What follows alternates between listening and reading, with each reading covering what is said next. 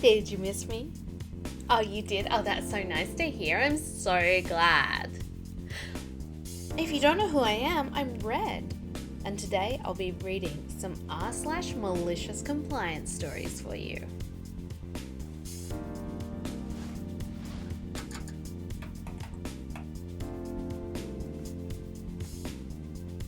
Here we go. Customer hits no, cancels transaction, I leave to clock out. Recently I quit my job at a convenience store. My 2 weeks were in and it was my last day, minutes before the end of my shift. I notice a long line and jump on register to help. 2 customers come to the register together and one asks for cigars. Company policy and state law requires that I ID both customers. I turn to grab the cigars after asking to see ID from both, and one of the customers leaves the store. Unfortunately, in this scenario, I cannot finalize the sale until I see ID from both customers, regardless of if one leaves. I tell the customer this and he argues with me. The manager is on the register right next to me, so I explain that no, I need to see the ID or I cannot sell either customer age-restricted items. It's now 10:02. My shift officially ended at 10, though we're allowed to and encouraged to stay on the clock while there's a rush. The customer claims he doesn't know the other guy, even though it was clear that they were together. Annoyed, but just wanting to get out of this interaction, I say, whatever, and set up the terminal to take his card. He puts his card in. The reader asks, "Is this amount correct?" or something of that nature. Customer hits no. A lot of customers do this. They don't read and think the screen is asking if they want cash back, but if they hit no, it cancels the transaction. Usually we would then reset it, walking them through to make sure they hit the right button. But then I think, what's going to happen? It's my last day. I'm supposed to be clocked out. I don't care about this job, and company policy prohibits managers from giving references anyway. I say, okay, you hit no, so good night. I put the cigars back and clock out. After clocking out, I mention it to the manager, who says the customer looked confused for a minute and then just gave up and left dumbfounded. Yeah, I mean, that's pretty much the only time you can do something like that. The last minutes of your last day, yeah.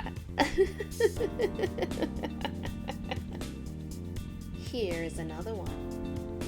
Cancel your car insurance and screw up your life? Sure. Former car insurance agent. Had someone screaming at me that if we didn't do what he wanted, then he wanted to cancel his policy. What he wanted was illegal, so it wasn't happening no matter who he complained to. After he was repeatedly denied, he kept saying to cancel his policy.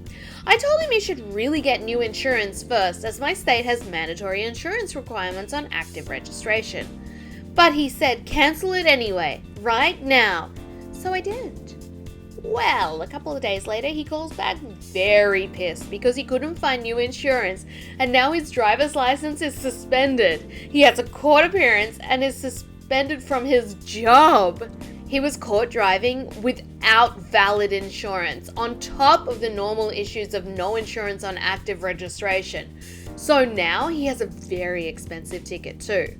His job also requires a valid license, so he couldn't work until everything was resolved. I warned him, but he didn't listen. So, sucks to be you, dude. Oh, oh my goodness. Yeah, that's... What a freaking idiot. What a freaking idiot. I hope you learned a lesson from this. Here is another story. Another one for you.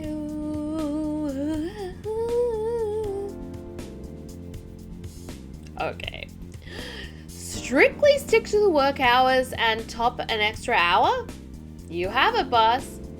I was working with the largest IT company in my country. It's known for being employee-friendly with very relaxed working hours and good perks. However, the delivery head of our project, our boss, had a totally different outlook. Officially, we were supposed to work from 9 a.m. to 6 p.m, but nobody stressed about it because clocking in a total of 45 hours a week was the only compliance required. Personally, I like to work till late. less traffic while returning. So I'd get to work by 10, 10:30. The client never used to bother us before 11. Not very disciplinary on my part, I know, but that was the general trend in that company. This boss guy suddenly decided to become draconian about punctuality in office hours.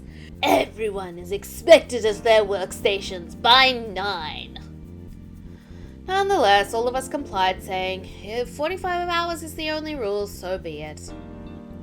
Cue Malicious Compliance 1. Now, since in my team I was the last person to leave every day, I'd voluntarily taken up a few extra technical responsibilities that needed to be addressed only after everyone signed off and after the client was done for the day, which was never before 8. As you can guess, it immediately became chaotic when I began leaving at 6 every day. Needless to say, the boss was helplessly out of his wits and had to stay back himself most nights for a week to wrap up the closing tasks.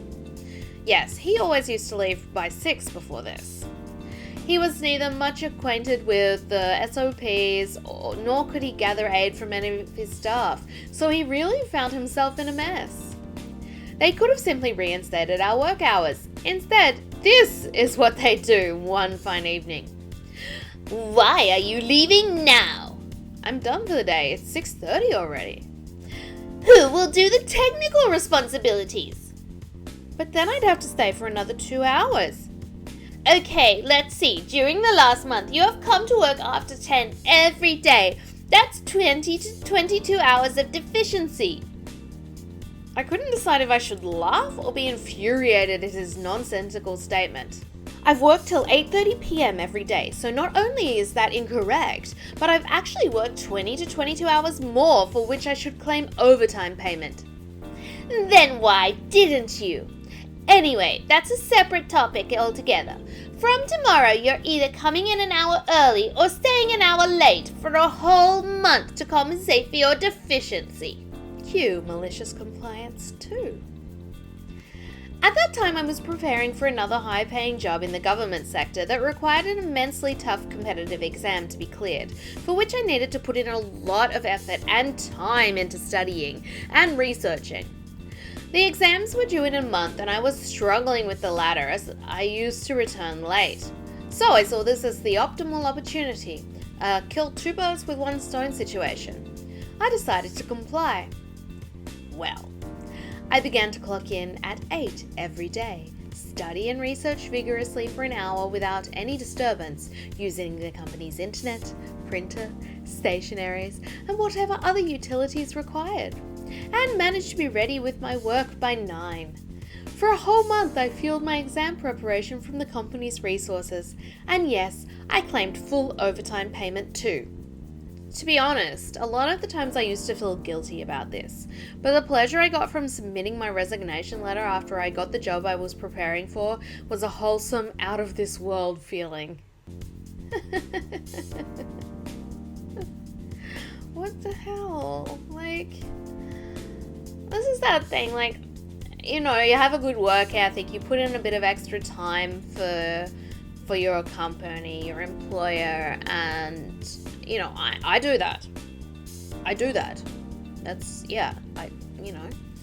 because my feeling is if the business does well, then my job is more secure and I'll do well. Because without the business, I don't have a job. But up to a point, because then if it's the kind of company that starts to take advantage of you, no. Then you get the minutes. I'm on the clock, I'm off the clock. Nothing extra. That's the thing. As an employer, you have to be wary of how you treat your staff and that they don't take advantage. But in this case, the boss, basically handed him that advantage on a, silver platter. Here, work an extra hour for overtime. Oh, but at that time of the day, there's actually no work to do. What an idiot. That boss was way out of their depth. Really. Okay, well, thanks for watching today, guys. I hope you enjoyed those /malicious compliance stories read by Red. Me, I'm Red. That's why I have to be careful in the sun. Please give the video a like if you did enjoy it, and don't forget to subscribe to my channel if you haven't done that already. I'll see you tomorrow, guys. Toodles!